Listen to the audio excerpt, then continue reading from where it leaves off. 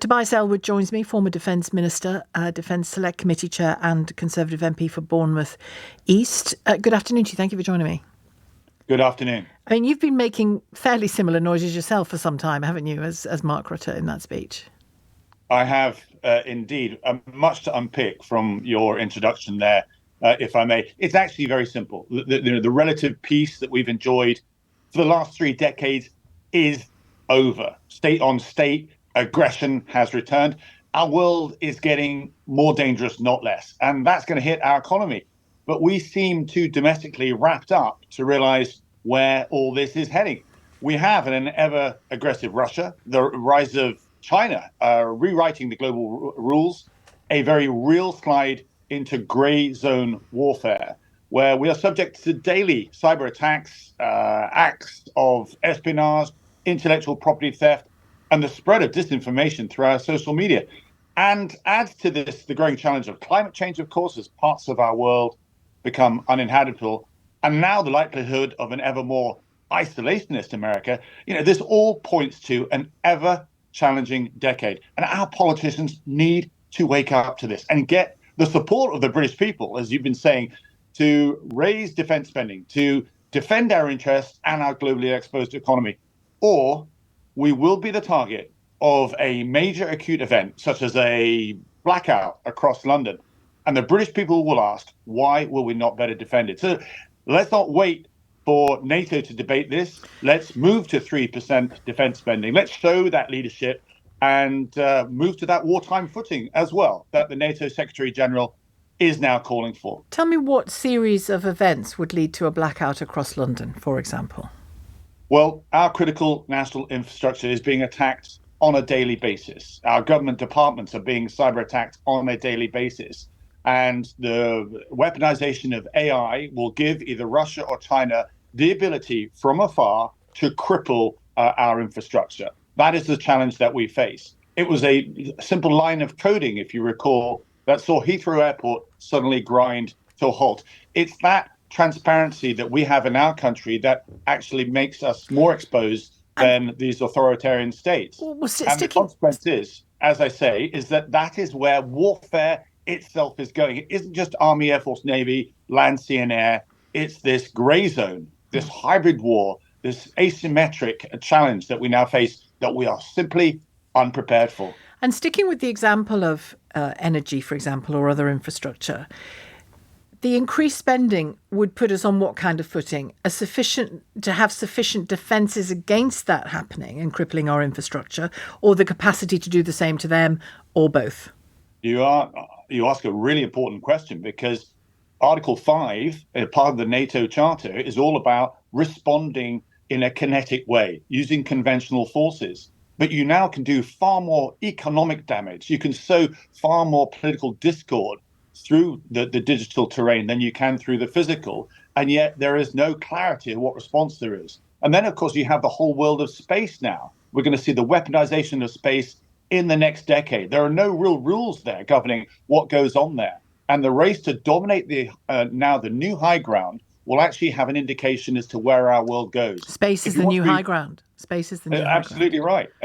Because what you'll see as well is many countries signing up to the China way forward, the One Belt, One Road grouping of nations, over 100 of them now, buying into the Beidou constellation of GPS, moving across from the dollar to the RMB as their secondary currency.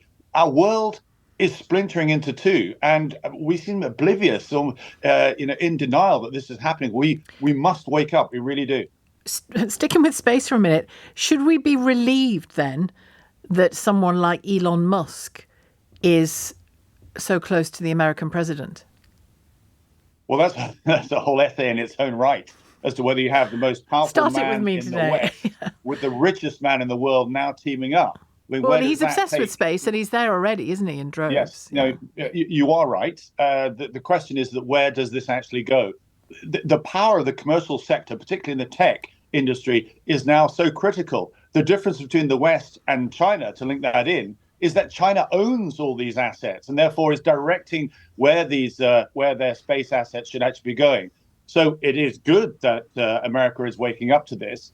But the rules on the moon, for example, are very, very opaque indeed. You plant a flag there, and there's an agreement that you don't go near the flag because you can exploit it for the rare earth minerals, or the rare moon minerals, if you like, that are now so critical for what's down here. But we're going to see skirmishes. We're going to see fights break out in that space as well. And we are so reliant on GPS. You even buy a cup of tea in Starbucks, and that, when you use your credit card, it requires at least 3 satellites. When you lose those satellites because something has disrupted them up there, our entire world will grind temporarily to a halt. That's the challenges that we face. They're not insurmountable, but we're not even having a discussion as to how to actually handle them. If you look at, say, Russia's intervention, I'm going to talk more about this a bit later, but Russia's intervention in Syria was a big part of that, do you think? Russia flexing its muscles for the kind of thing being warned about today? Well, really interesting that this debate has reemerged as Ed Miliband has had to sort of justify his decision for Labour not to support David Cameron. I remember that, the most disappointing day of my political career, when Britain decided not to intervene because Assad had gassed his own people. And then America, Obama quickly followed stepping back from Syria, gifting the area, gifting that part of the world to Iran, and indeed Russia has now got a military base there and a maritime port there as well. Things have clearly changed, but boy, this could have all happened a decade ago had we stood up to Assad. But instead, we blinked, and Russia and Iran filled the vacuum. And that's a bigger question here to do with us being too risk averse. We've had it so easy. I go back to my original point. Since the end of the Cold War, we've become complacent, that we somehow arrogantly assumed that we had crafted an international global order that everybody would buy into. But clearly that is not the case. Russia, China, and increasingly Iran are carving out their own view of where the world should go. And it's in direct challenge to what the West is. It's so difficult, though, isn't it, for ordinary citizens, I include myself very much in this, even though I talk about this stuff quite a lot now. It's difficult to really grasp which way to go sometimes, because if you look at, I remember when Barack Obama became president and they had all that, and by all accounts they are now very good friends, the Obamas and the Bushes, and they had a great handover and all the rest of it. But I remember reading a piece at the time, I think it was in Time International, that after one of the first meetings with Obama about the transition of power, Bush said to one of his own aides, "God, this kid knows nothing," meaning about geopolitics, about the hard truths of the way the world is. Now, I'm not inviting you to criticize Barack Obama particularly. I'm just saying if you look at that, you could use his decision on Syria, aided by our own decision on Syria, to say, yeah, George Bush was right.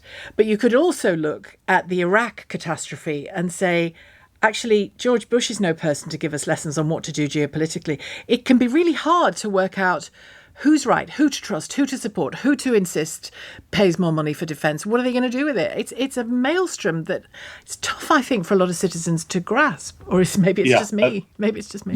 Again, there's so much there. But you are right. In essence, what happened, or what the conduct of where we ended up in Iraq and Afghanistan was a poor exemplar for democracy itself. Iraq was a choice to go in there when, in my view, I was against it. And they took over a problem and then left it in a complete mess. Afghanistan, perhaps justifiably a better reason to go in because of what happened in 9/11. But again, we had scant understanding of a very complex part of the world, the tribal structures and so forth. We tried to enforce a boilerplate model, a Western model on a society that had never really understood or done democracy. And on a group that knows how to wait out the West and had shown us that it can do that. But it isn't just Iraq and Afghanistan. It's also Yemen. We wandered into there and then stepped away. Libya, we wandered into there, then stepped away. Somalia, we wandered into there as well. And so there's a pattern here of the West pushing in, trying to provide some governance and so forth, and then getting weary and then departing, leaving a vacuum for which is quickly filled, often by extremism as well. So it's having actually a better plan, a better strategy. But what we're seeing now is this being taken advantage of by Russia, by China, by Iran, who very carefully are crafting their own strategy as to where we want to take the world. And Ukraine summarizes everything. The most formidable, potent military alliance in the world, unable to put that fire out. And instead, we're about to sign an agreement which, sees a chunk of Ukraine handed to the bully. And that will only simply encourage him, Putin, to advance his interests in the next couple of years. That's where we are. So my question is what Britain should be doing about this, because historically speaking, it's us that has in our DNA that does step forward when other nations hesitate, and we've lost that art of Cold War statecraft, of working with our allies, the United States in particular, in order to provide some of the decisions, not do all the heavy lifting, but the thought leadership about some of the answers that we're affected by today. I must leave it there, but thank you. Lots of food for thought. Tobias Ellwood, thank you. Former Defence Minister, former Defence Select Committee Chair as well, and Conservative MP for Bournemouth East for a good number of years between 2005 and 24 this year.